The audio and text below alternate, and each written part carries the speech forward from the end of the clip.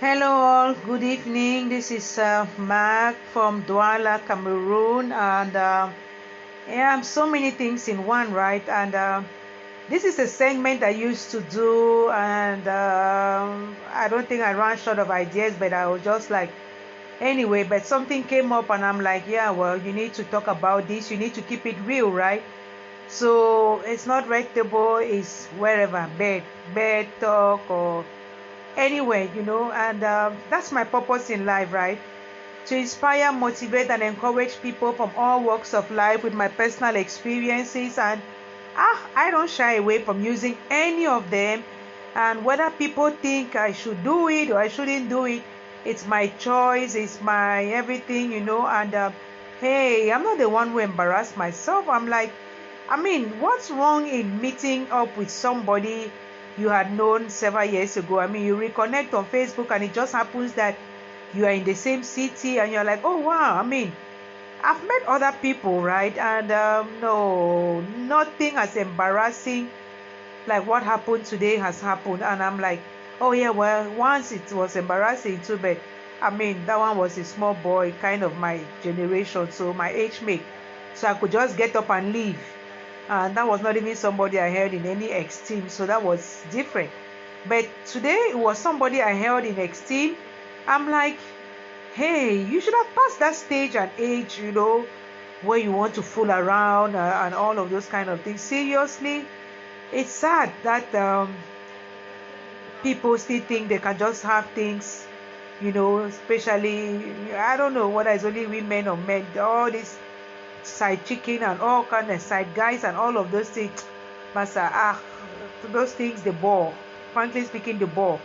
So I don't want to go there. And I felt so embarrassed, so embarrassed when this person was like, hey, what? No, I have to talk about it. Let's keep it real. Let's talk about things that happen, and let's use our personal experiences. Anyway, that's what I do. Like, can you imagine this is what happened to me? And this is somebody who claims to have been following me on social media since June. And you don't see me to be a vocal person and a focused person and a determined person. And I love my bed. I don't want anybody sleeping here and fooling around. No. Seriously. I want total respect in a relationship. And if I cannot get it already just from seeing you and just listening to you, I'm not even going a step further. Then the worst one is somebody I had known years ago, and that I had been threatening me. 16 years ago, I was how old? That's when my son was born. I think I was 24 or something like that.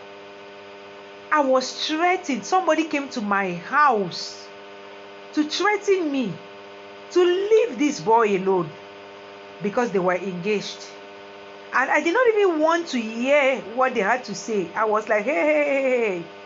Fortunately, I had finished doing what I was doing in Yaoundé. I was doing matrice. I just carried my son, because I had my son at the time. I lay back to my mother's house in Douala. I was like, no, I don't want me trouble. And then 16 years later, you reconnect.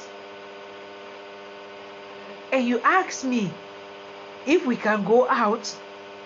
And I didn't even know that they got married. So I'm asking him, like, are you married?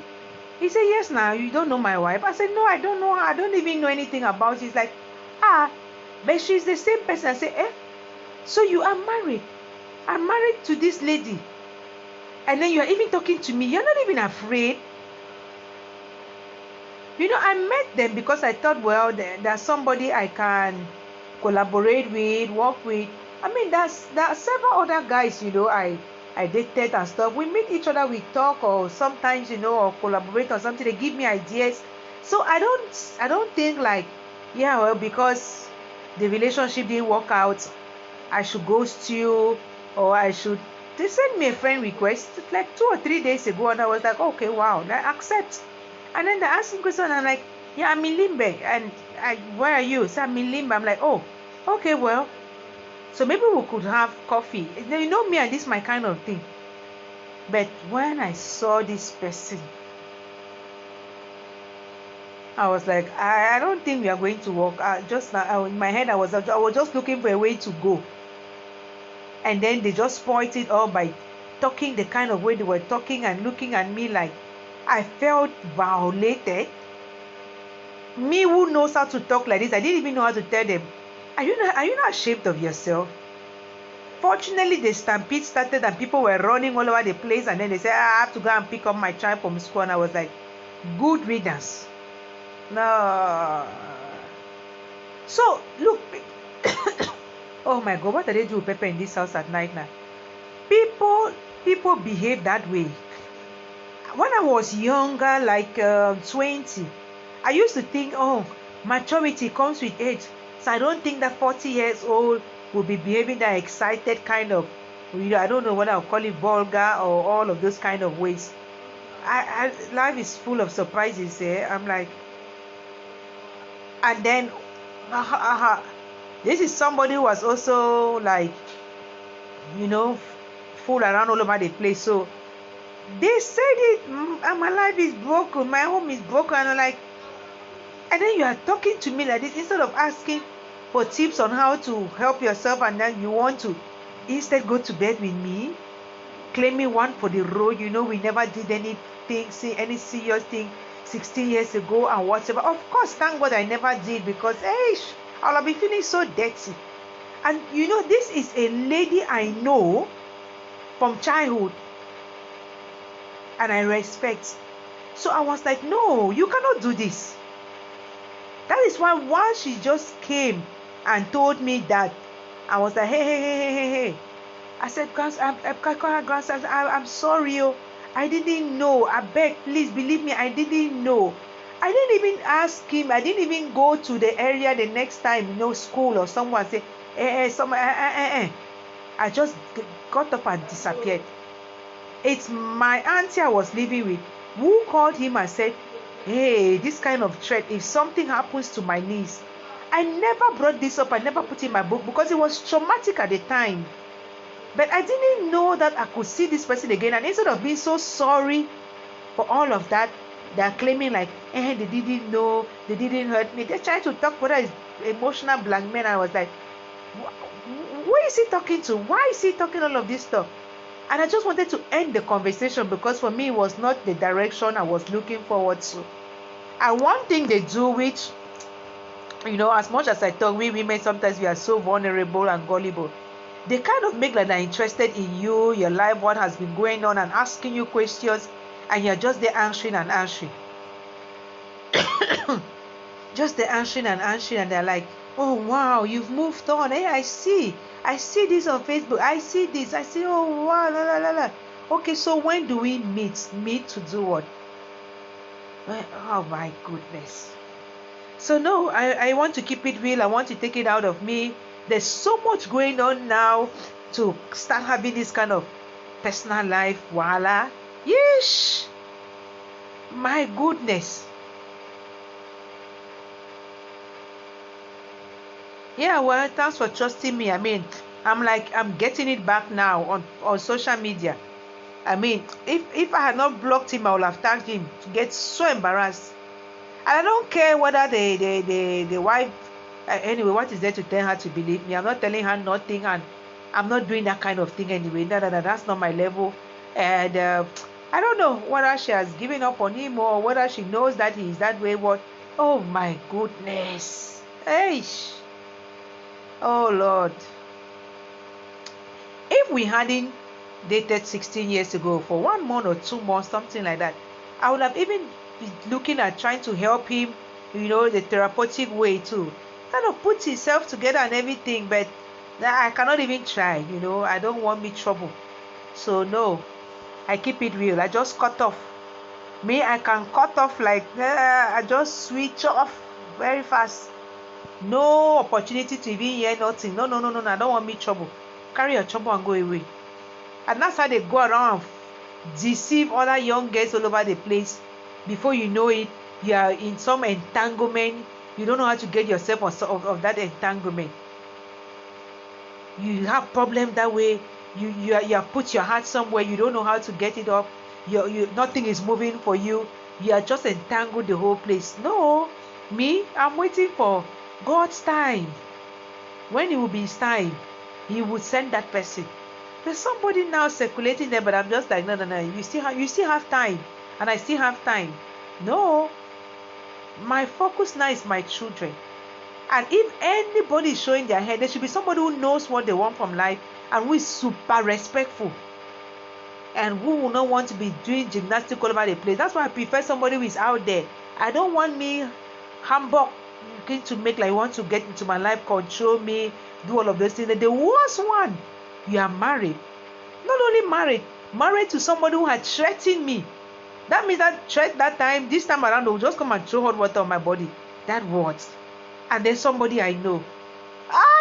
Audacity. I was looking at them like that and I was like, well, how do I tell them off?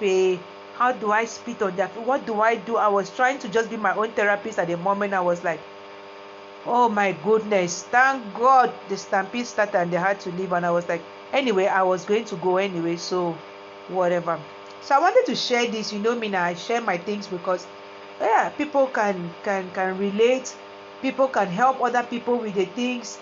People can share some ideas. I'm also going to learn.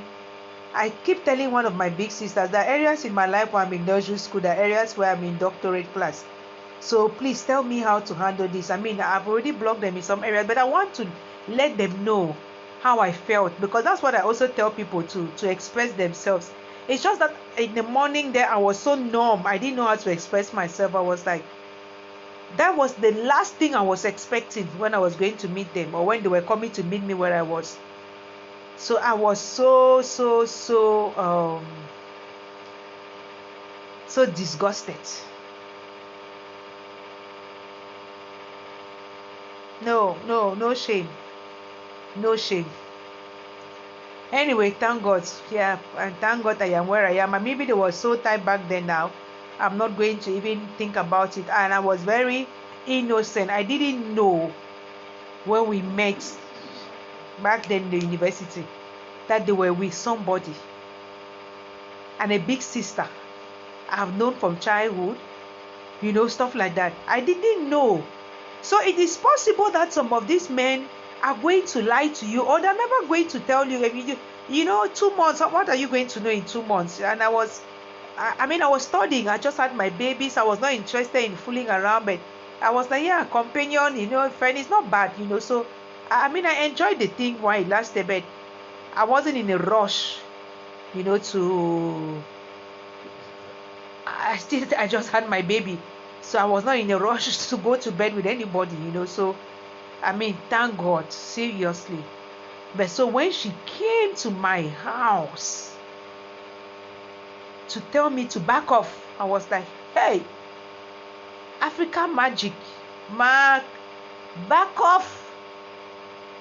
And then 16 years later, and he knew, and he even said it yesterday, and he even said it again today, and was trying to downplay it. I was like, no, you know, it was not really a threat. It was just like, whatever.